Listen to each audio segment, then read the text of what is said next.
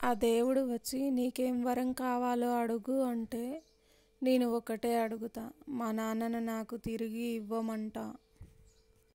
తాను ఏం మాట్లాడాలో తెలిసినవాడు తెలివైనవాడు. తాను ఏం మాట్లాడకూడదో తెలుసుకోగలిగినవాడు వివేకవంతుడు. నీకో సమస్య ఉందని చెప్పుకుంటే నిన్ను చిన్నచూపు చూస్తూ నీ వీక్నెస్ ఆధారంగా నిన్ను వాడుకోవాలనుకునే మనుషులున్న సమాజం మనది.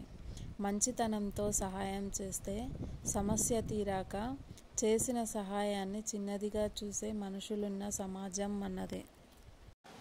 బాధ అంటే ఏడవటం ఒకటి కాదు, ఏడవాలి అనిపించినా ఏడవలేకపోవడం.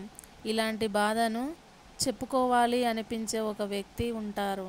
కానీ ఆ బాధ వాళ్ళ వల్ల కలిగితే ఇంకా ఎవరికి చెప్పుకోవాలి?